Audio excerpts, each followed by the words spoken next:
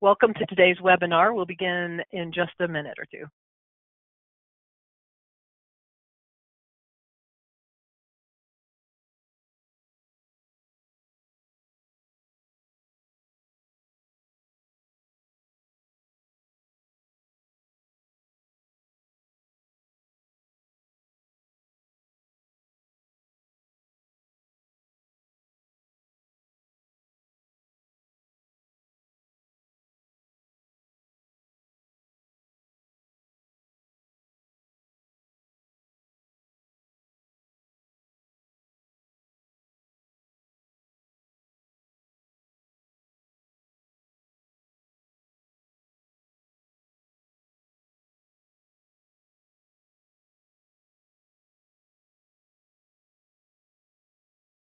Again, welcome to the webinar. We'll begin in just 1 minute.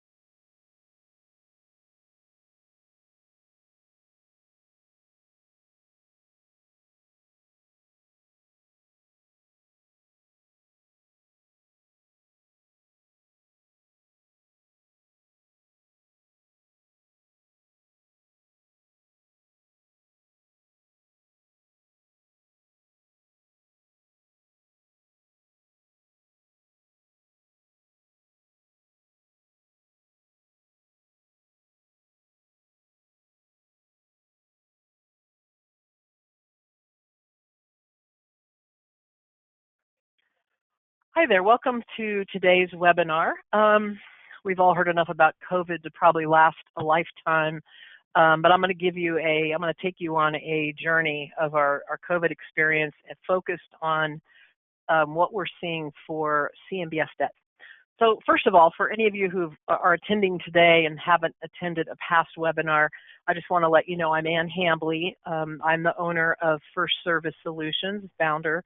I spent my whole career in the servicing shops, ran a lot of the large ones, and realized by probably 2002 or 3 that CMBS did not work like the rest of the commercial real estate debt portfolios out there. And so I created in 2005 my firm, First Service Solutions, to be able to devote my experience and knowledge to owners. And so I've always devoted my career to owners and especially those with CMBS debt. So that's what I'm going to focus on today. Again, I'm going to take you on a little journey of what all's been happening relative to lender relief for CMBS. And as a starting point, I want to take you to, I'm hoping my slide moves fine here. I'm going to take you to what life was like, if you can all recall, pre-COVID. So, we used to we get sporting events, we went to the gym, at least some did, some didn't. I won't tell you where I'm at. We attended conference, we went to bars, I did that, shopped at malls. Those were really kind of the good old days, right? And then January, the outbreak is identified, but I'll tell you, I wasn't highly focused on it then. I don't know about all of you, but my life, I thought, was kind of moving along normal, fine. And then I think D-Day in what I saw was really March 11th. And that was when the World Health Organization declared it to be a pandemic. I remember vividly, and I imagine a lot of you do too, the day you were sitting at your desk and you heard that all these major sporting events were canceled. I think I realized then, man, it's a little more serious than I had envisioned. And then March 13th, we had the official kind of national emergency declaration. And by this point, for commercial real estate owners, properties were being closed.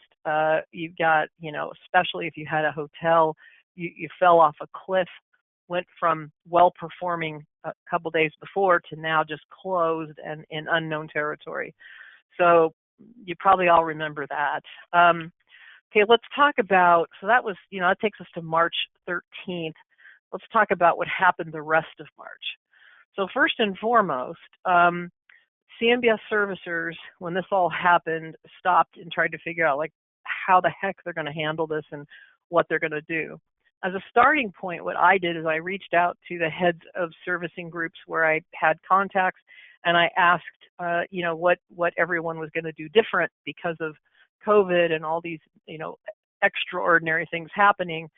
And surprisingly, I was surprised anyway, I got the response of, well, it's just business as usual. I mean, borrowers still have to make a request, and their loan has to be in special servicing and all that. And I thought, wow, okay, so we're in for a challenge here. Now, I want to explain also that master servicers, this is very, very important as a footnote and something to keep in mind as a theme here, is master servicers cannot grant relief due to REMIC laws. All right, so these loans, CMBS loans, are in a REMIC structure. With very simply, what that means, I think this is the best way to describe it, is every dollar that you as an owner pay in on a CMBS loan, in order for this economically to work in CMBS, we need that same whole dollar to be passed on to bondholders. We don't want it passed through an entity that would be taxed and have there be less available to bondholders. So the whole premise of a REMIC is to keep the pool of bonds untaxed, tax exempt. Now, in servicing, and I can tell you that's where I lived my life, the worst thing you could ever do in your career as a servicing person is to modify a performing loan. And put this now in COVID context. If you had a performing loan and you modified it or you granted relief, you could potentially break the REMIC status, and that would cause the whole pool of bonds to be taxed. Fatal error in your career, right? So that's still right now in March. Remember, we're in March now still. That's still where things were. So master servicers can't grant relief. Special servicers, the only one who can. And there's only two ways in March to get to a special servicer. One is you either have to be 60 days delinquent, which pre-COVID we never, ever, ever would have recommended anyone do that. Or you had to be an imminent default. You had to declare that, look, I've got trouble. I need help. I need to be transferred to the special servicer. So that's the way you get transferred. The problem that we all saw quickly is there are only, really 5 CMBS special servicers who control the majority of the $500 billion CMBS industry, and, really 3 big master servicers. So how the heck are these, 8 combined companies going to handle this entire influx of need? We were hearing by the end of March that banks were offering relief, and so our hopes were up. And we had groups like different trade associations, CREFC, AHLA, HOA, various trade associations were appealing to the government for intervention. We need help. And we were appealing to the government for help for CMBS. But keep in mind that at the bottom point on this slide, that the whole commercial real estate debt market is about $3 trillion, of which $500 billion is CMBS. So in fairness to the government, of course, you have to work on solutions that accommodate, 80% of the issues, and there will always be a little segment that it might not work for.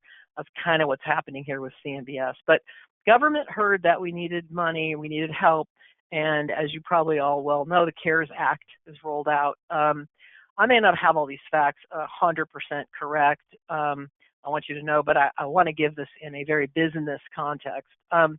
The PPP is one of the things that was available now to owners, and that is the payroll protection plan.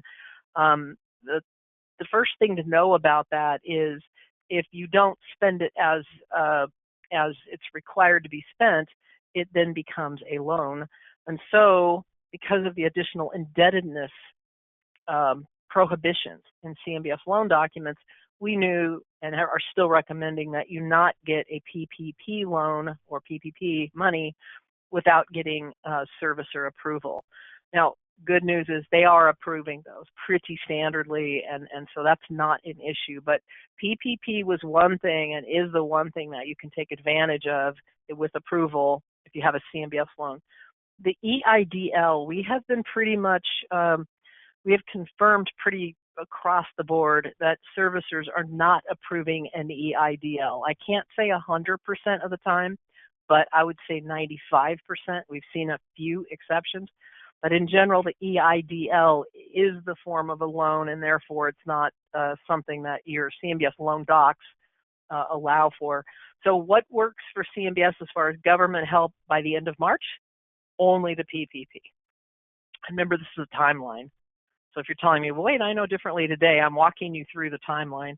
So now we're in early April, all right? We had a massive amounts. The first thing that had to happen on loans that needed relief was you had to notify the servicer that you were going to have an imminent default. You needed to be transferred to the special servicer because remember at this point, master servicers cannot grant a day of relief. All right, so there's like 30,000 CMBS loans, I think, out there, and about 10,000 requests came in to the master servicer by the early April. Can you imagine? And it can take up to 60 days for loans to get transferred. Again, master servicers couldn't grant the relief. CMBS borrowers are getting extremely frustrated by this point. I work with them and I know firsthand it's frustrating. So I can call a bank, I can get relief, and CMBS, I'm filling out a form, I'm sending it in, and I'm kind of waiting, right? So for the first time, many borrowers are realizing that CMBS is not like a bank loan, right? It just isn't. And so people are seeing it for the first time. Many of these borrowers that are in this category today are experiencing COVID issues, have never ever needed to go to a special servicer before and had a low LTV loan, perfectly performing, and this is all completely uncharted territory. Okay, so again, early April, trade associations and other groups continue to appeal to the government to get relief that works for CMBS. The focus here was on the REMIC rules and seeing if there isn't a way to keep the loans at master servicing. They aren't problem properties. They're not problem anything. It's just simply a COVID issue. You know, can we please get the opportunity to let master servicers grant some relief?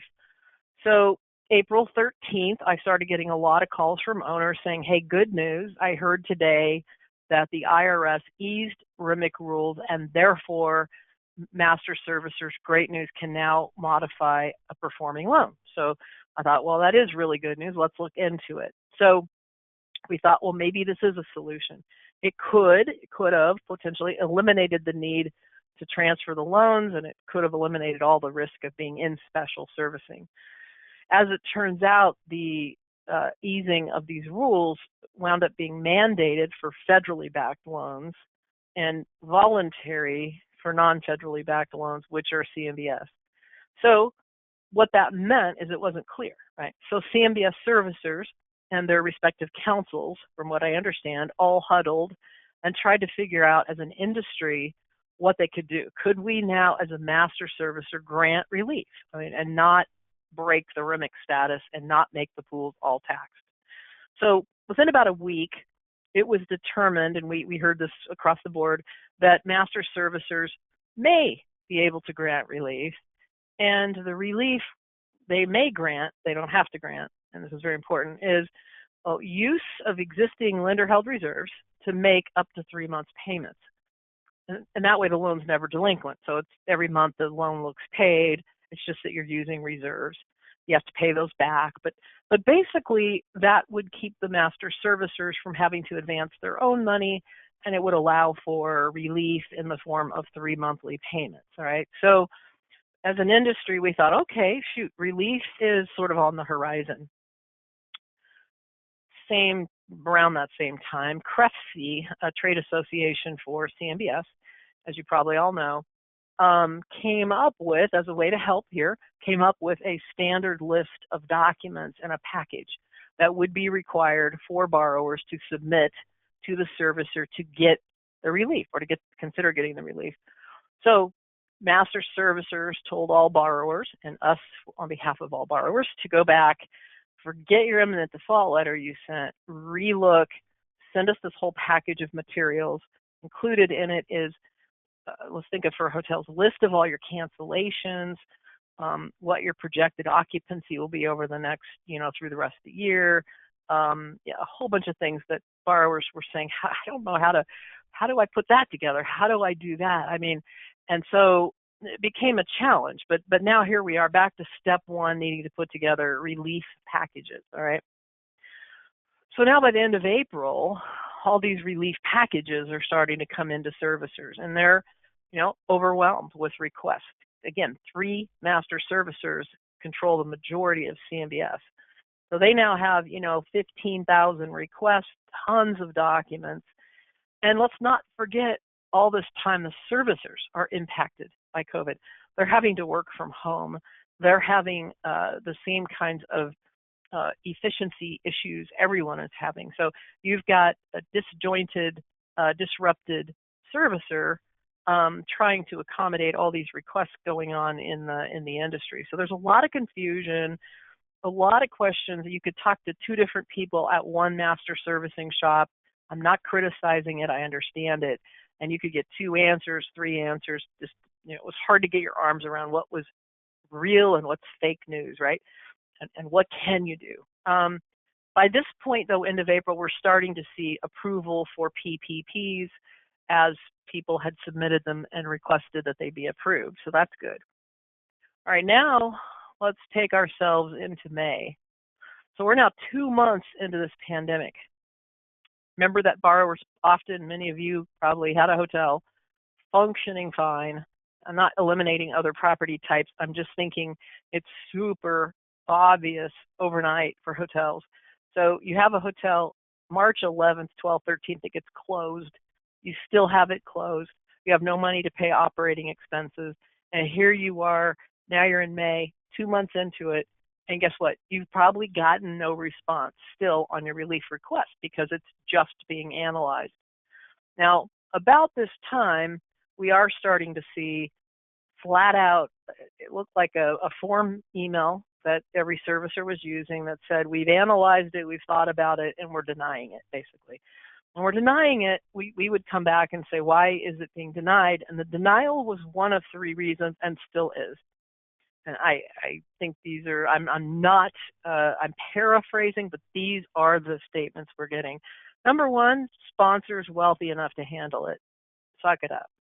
Number 2 is the property performed well previously. So you had a 3.0, 2.0, 1.5, whatever debt service coverage last year. Use that money, right? You don't need relief now. The most amazing one is the borrower got money out when he refied the property in 1959, and therefore he should use that money.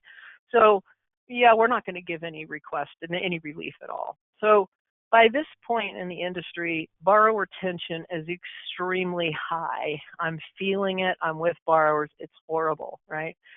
I also noticed a different thing, which is mezzanine lenders. Tension and concern is very high by this point. They also, as everyone probably understands, they are not getting paid, of course, because there's no income coming in. If there is, there's not enough to pay them. They're also trying to get calls to servicers, and they're leaving messages, and those are kind of getting unattended. They don't know what a borrower's asking for, what kind of relief is even being considered. And so mezzanine lenders are anxiously calling borrowers saying, what the heck is going on? What are you doing? And borrowers are having to field all that call. And the concern that a mezz lender would step up and take over the hotel, it's just a very, very uncomfortable position, to say the least. I asked a borrower one day how this all felt from his view, and he said, you know how it feels? I get 2 hours of sleep at night. I lay awake every night worried about losing everything I've spent my whole entire life building, and it's really sad. Mind you, there's still no government help available at this point in May to CMBS owners. And now, on the good side, some borrowers do get approval by this point to use reserves to pay up to 3 payments. Let's hold that thought for a minute, but that was April, May, and June payment, and here we are now 2 weeks away from their first July full payment, which is kind of amazing to think about. But so some borrowers did get that approval. We helped a number of people. That kicked the can down the road. It wasn't meant to be a be-all, end-all, but at least it allowed for some breathing room. And let's talk about where properties stand at this point. So here we are in May. This is obviously not universal, but in general, what we're hearing is back in May, again, a month ago now. But property status, I think hotels for the most part were closed or had single-digit occupancy. There were some, of course, that were propped up by other industries, but for the most part, you had a lot of closed and a lot of single-digit occupancy hotels. Retail, you started now having tenants not paying, and some states allow the tenant not to pay and the owner can't do anything about it. That's also the case in some multifamily deals, as you've all seen. So retail owners are now getting really squeezed. They have no income or some income coming in, some tenants not paying. They don't also know at this point, what can I agree to with the tenant and not breach my loan documents? Do I have to go get lender approval for all the leases that I'm getting asked to give concessions on?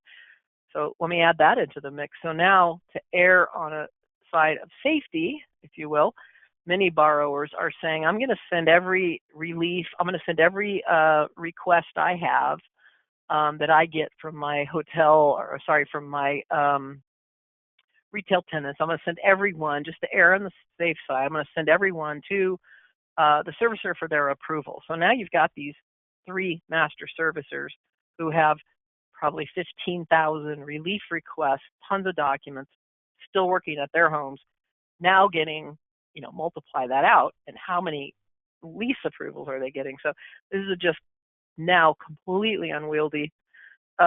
Student housing, of course, students aren't on campus, little income. So the conclusion by May, middle May, is loans have to be transferred to the special servicer to get meaningful relief. And you're probably wondering why I have that picture on the right of your screen there. That is the line to get into the special servicing shop. There are that many people waiting, and the point is, you're not being ignored. It feels like it. I would equate it as an owner if you had to go to a hospital in April and you were in New York and you went in and let's say you had a bad ear infection, your ear's just killing you, and you need to be seen, using that as an example. Well, you probably had to wait a long time because there were a lot of people actually dying that they had to tend to first. Same thing in servicers today for CMBS. If you're not really late, and I'm not recommending people stop making payments, that's not my point. But if you're not really sick and you're not really late and you're not really hemorrhaging, you likely are still waiting for attention, because the ones that are getting attention, right, wrong, or otherwise, are the ones that need it right now. So whenever you need to be transferred to special servicer, what you have to remember is it's when 3 months of use of reserves is not enough, or you have no reserves because maybe your property was too well performing or too low LTV at origination. You successfully negotiated it out, but you don't have reserves or not enough reserves. Good for you, right? Because that's good overall, but that means you have no choice but to go to special servicing or not get relief. All right. Now we're in June or early June. So I got to tell you, on June 1st, so I had, again, let's say a hotel owner, properties closed March 11th, 12th, borrower misses the April payment, the May payment, and now June 1st, I'm thinking, okay, now we're going to be in front of the special servicer. Now we can start having conversations. So I reached out to a couple master servicers, and one in particular I said, so just want to confirm that this loan is on its way now to special servicer because it's 60 days delinquent. And the quick response I got back on email was, wait a second, 60 days is not until June 5th. So I thought, okay, so I was 4 days early, but the point is we're waiting till the last second. That was the message here, to transfer loans. I think, again, it's traffic control. You don't want to be stuck in the long line I showed on the last slide. So if you can wait at home, before you get out on the road and on your way to special servicer, that's what they're recommending. So bottom line, here we are, June, loans are just now getting transferred to special servicers, just now. And there's still no government relief available to CMBS owners except the PPP. And often, to make matters worse, the PPP approvals that you get from the servicers have a condition that your loan's current. So if you took the PPP and don't keep the loan current, sometimes you can't, well, I worded that wrong, sorry. If you got approval for the PPP and your loan is not current, sometimes you can't even get the PPP. So it's a very, very bad predicament going on right now. Let me talk about the special servicers. This looks like a busy slide, but let me explain it. So CMBS special servicers, there are, I said, about 5 that control most of the industry. I think I need to increase that now to 6, and I'll explain why. But so you've got here Midland, L&R, KeyBank, Rialto, and CW, and another big one that just opened is Argentic. You've got smaller ones, Citus and Torchlight, but the big ones are these that I have here on the screen, and they handle most of the CMBS business. Okay, now I put who owns them, and part of the reason I did that is just to give you a sense of the profile of these special servicers. They're hired for a fee to do the best thing for the bondholders in a CMBS transaction. They are hired by, as you probably all know, the lowest rated bondholder at any given time, which we refer to here as the CCR, controlling class representative. So the CCR is the one that hires the special servicers, pays them a fee to get them the best outcome on a transaction. And the CCRs can also fire the special servicers. There's 8 to 10 CCRs that also control this entire industry, that are hiring these various CW, Rialto, KeyBank, L&R, and Midland. So you've got a very small group of people, a very small group of companies, no oversight, owned in some cases by opportunistic funds that control all the outcome here on our COVID relief for CMBS. All right, now we get into special servicing. I'm going to go back a slide here for a minute because I want to do a better lead into that next slide. But I realized the slide came off. Okay, so I'll keep going. The loan's transferred now to special servicing. Let's say you're one of the few that's now landed in front of a special servicer. And not all have, but let's say you are. Your first thought is, and I've had many borrowers say that, like, oh my God, thank God, I can now I've got a human being, I can now speak to someone and get relief, right? Remember, there's 5 of them doing all this work. And so likely what you're experiencing upon first transfer is no response yet, right? Or in some cases, we're getting quick denial. So you waited all this time, you suffered through it, you get to the special servicer, and we're hearing some of the same feedback. Not going to give you any relief. First of all, sponsor's too wealthy, okay? They can just handle it on their own. Second is property performed well previously, use that money. And the third, which really always amazes me, is the borrower got money out at refi of his property in 1955, use that money, right? I'm using 55 as an example to make a point, but it's long gone, right? Now, by this point, there are some approvals. Okay, we're still in June here now, of course, right now live. And so some of the approvals we've seen are 3 to 6 months deferral of payments. They all have to be paid back. Nothing's being waived, but that's okay. That's not expected, but we have to pay it back. But 3 to 6 months deferral, debt service coverage trigger, and I'm going to talk about that here for 1 second. Waiver of late fees, default interest, and reasonable fees being charged. It's not the horrendous, oh my God, they're going to charge us a point for anything we ask for. We're seeing, in some cases, again, very, very early to understand, we're seeing some reasonable outcomes here. Debt service coverage trigger, let me talk about that. Let's say you're a borrower who said, you know what, I'm not going to ask for any relief. I'm going to suck it up. I'm going to cover the shortfall myself. I'm not going to ask for anything. I'm going to be a really good borrower. Maybe I care about, future funding or whatever. I'm just going to handle it myself. So you do that, you keep the loan current, you've forked out a lot of money, and now June 30th, you send in your quarterly financials, and what's going to happen now as a result of that, most likely, is you're going to trigger all the horrible things that can happen in your loan docs when your debt service falls below a certain number.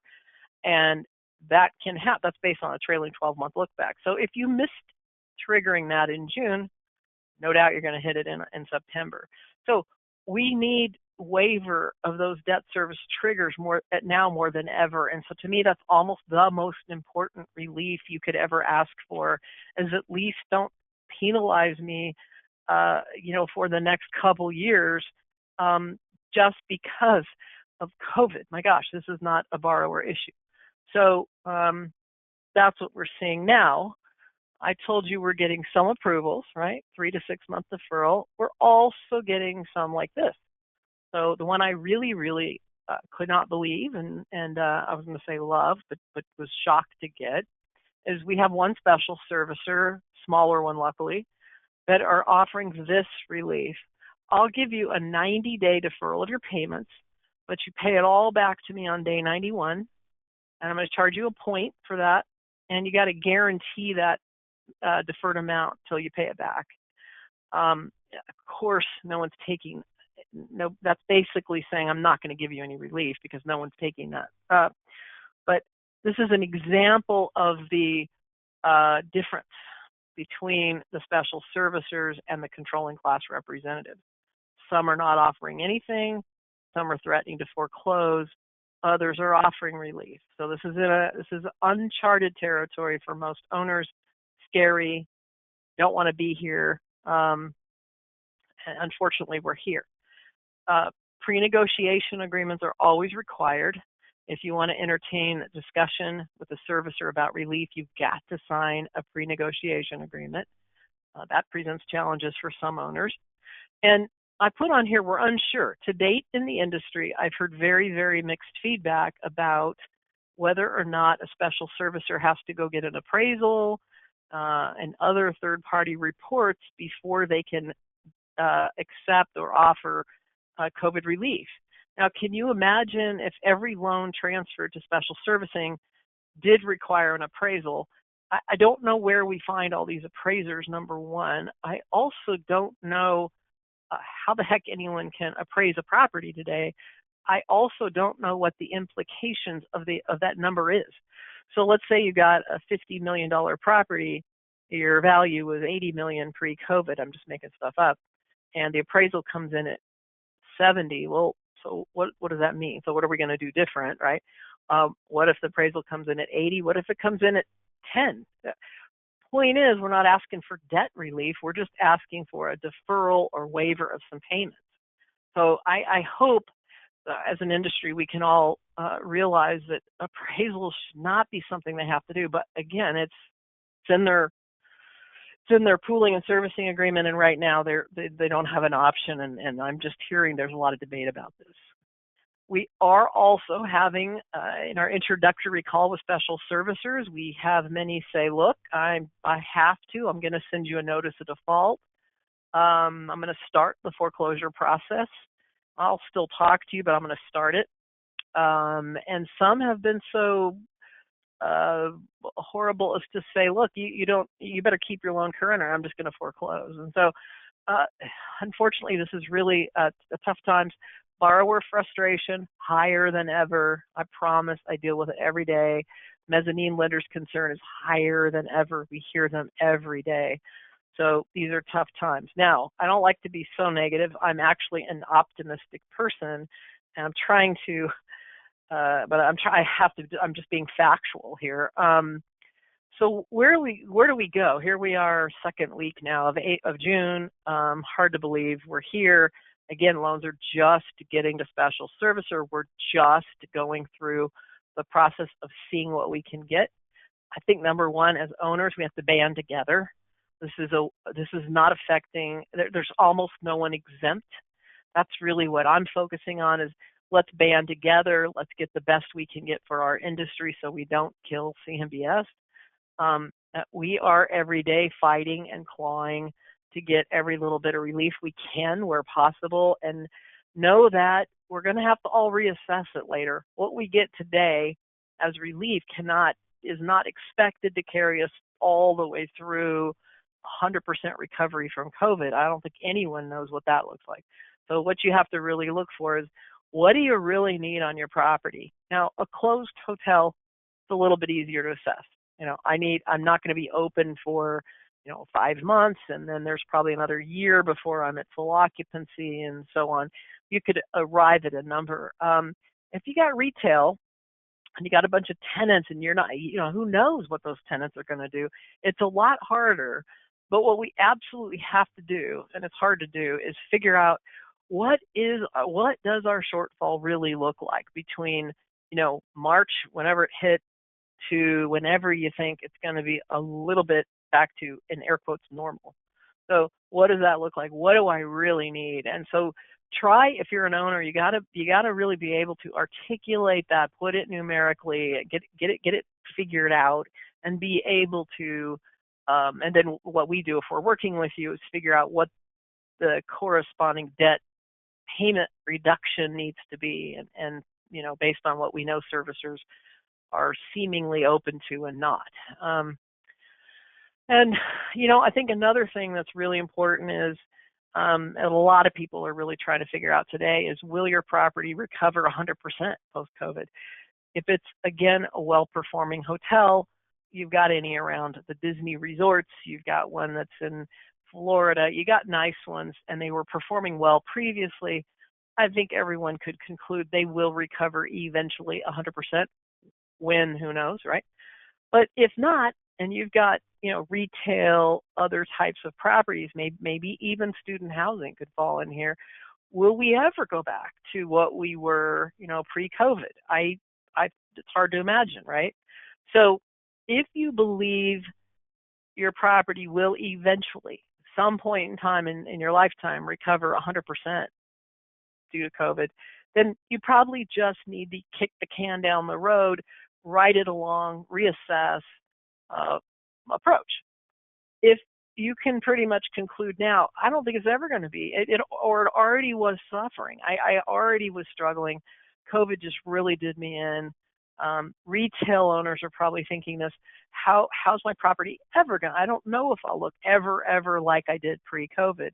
If that's the case, then you might need a longer term modification to your debt. And now's the time, as we're in front of special servicers, to consider that. So let us help you assess that. I think that's an important thing. We've got a number of people who've, not a number, but a handful at least, who've approached us and said, I've got a partner who might come in and bring, preferred equity kind of relief. Could I do that? Yes, those are solutions. We've got other people whose partners are saying, you can buy me out for $1, get me out of the structure. Those also need to be approved, of course.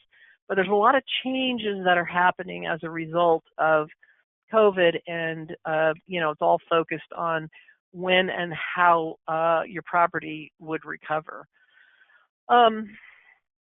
I should have told you beforehand, but you can always type in questions. During this presentation, I'm going to see if there are any at this point. And yes, I do have some. I hope the people who are saying you can't view the slides did wind up seeing the slides. Boy, I sure hope everyone saw the slides. I'm going to send you the slides after everyone that attended. If you did not see them, I sincerely apologize. I hope this made sense. The slides were a lot more visual in nature, but I hope you saw them. That's horrible. I'm just seeing all this. With that, I think I'm going to go ahead and conclude the webinar. And I encourage all of you, if you need anything, you want to discuss an individual loan, your individual situation, that you email me, and my email is ahambly@1stsss.com. You can definitely visit our website, give us a call, but happy to discuss it with you at any point. So thank you for attending today, and again, I really hope at some point you guys saw the slides, but appreciate the attendance. Thank you. Bye-bye.